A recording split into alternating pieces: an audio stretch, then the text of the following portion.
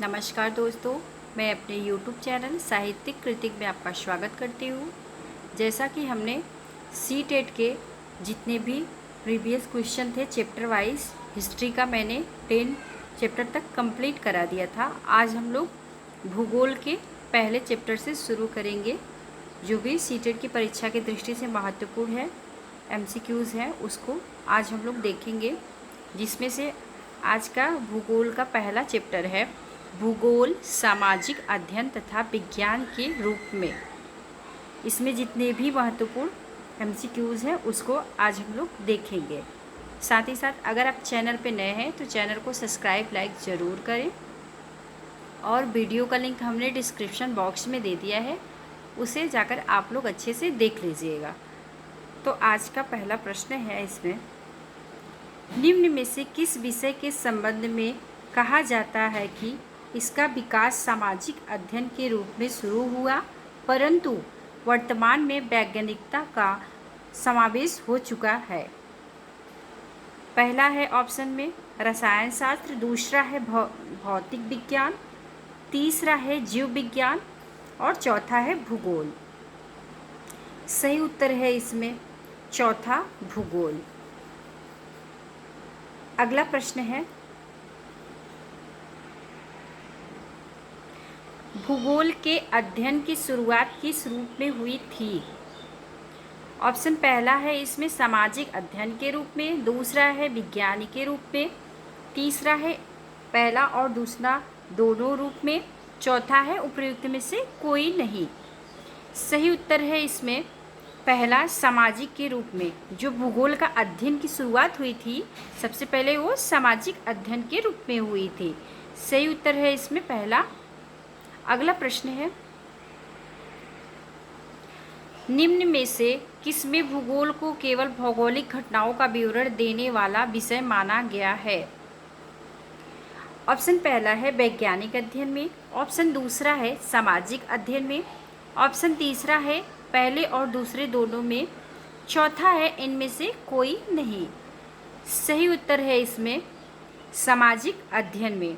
जो भौगोलिक घटनाओं का विवरण का विषय होता है वो सामाजिक अध्ययन में पाया जाता है।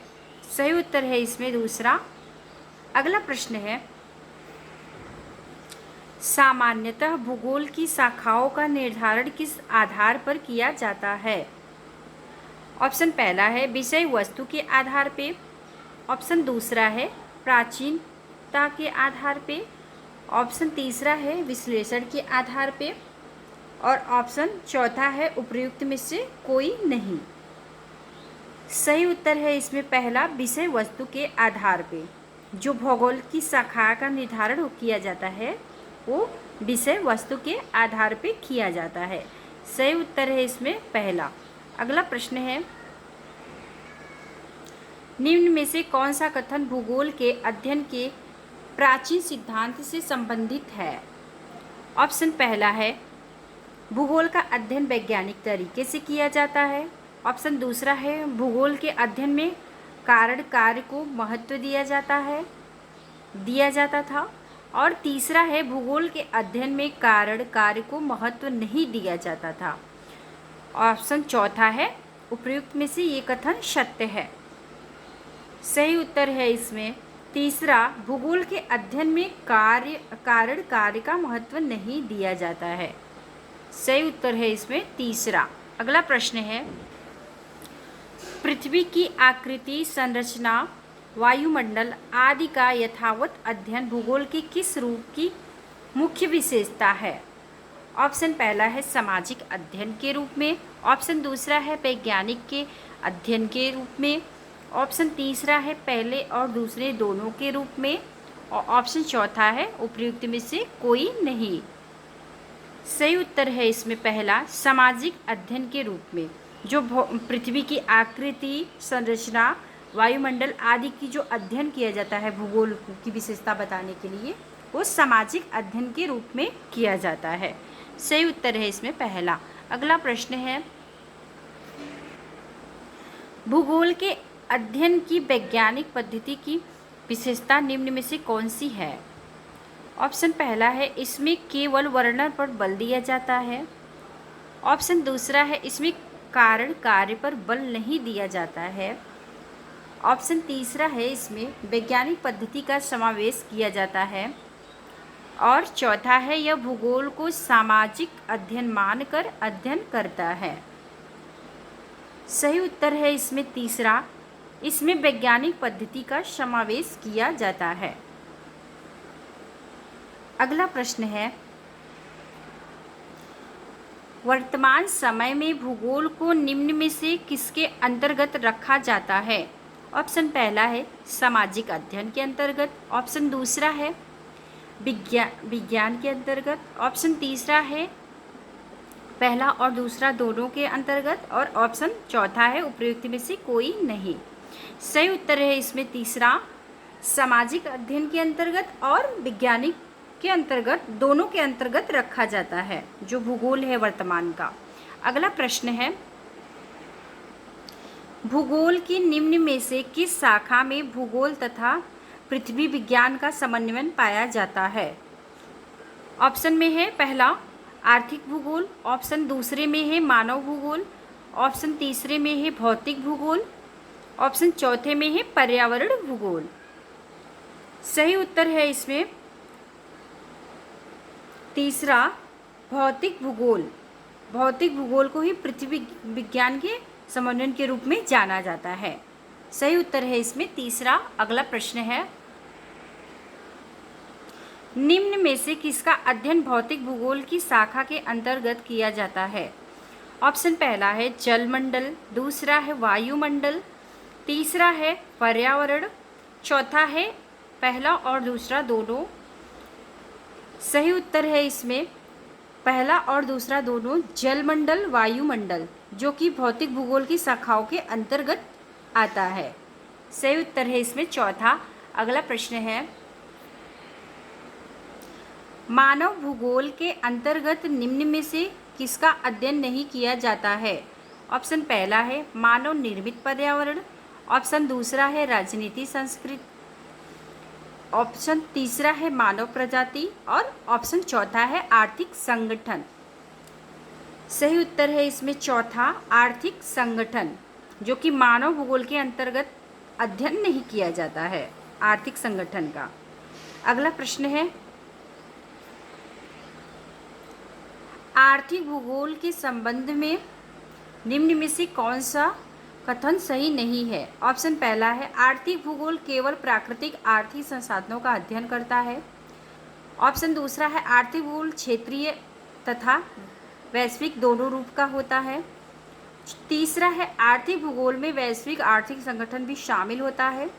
चौथा है उपयुक्त में से सभी कथन सत्य है।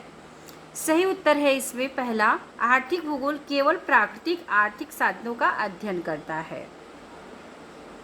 सही उत्तर है इसमें पहला। अगला प्रश्न है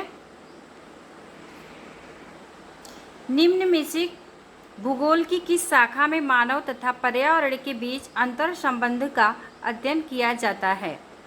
ऑप्शन पहला है प्रयुक्त भूगोल। ऑप्शन दूसरा है मानव भूगोल। ऑप्शन तीसरा है आर्थिक भूगोल। ऑप्शन चौथा है इनमें से कोई नहीं। सही उत्तर है इसमें चौथा, इनमें से कोई नहीं। अगला प्रश्न है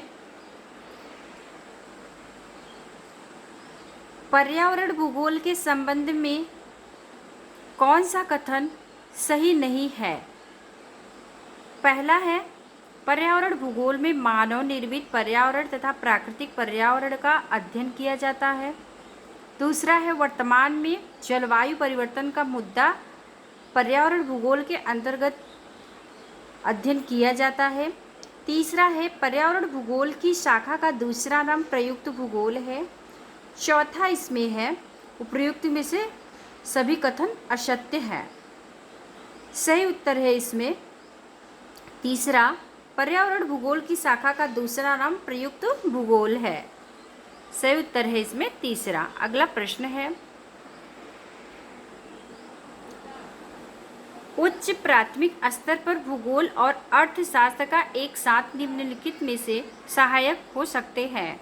ऑप्शन पहले में है पर्यावरण संसाधन एवं विकास के मुद्दों के प्रति दृष्टिकोण विकसित करना। दूसरा है संसाधन के इष्टतम को समझना। और तीसरा है बहुलवाद को समझना। चौथा इसमें है पर्यावरण एवं स्थानों के बारे में ज्ञान विकसित करना। इसमें सही उत्तर है पहला, पर्यावरण संसाधन एवं विकास के मुद्दों के प्रति दृष्टिकोण विकसित करना। अगला प्रश्न है सामाजिक विज्ञान का अध्ययन वैज्ञानिक क्यों है? ऑप्शन पहला है, इसके अंतर्गत क्रमबद्ध तरीके से प्रामाणिक ज्ञान को अर्जित किया जाता है।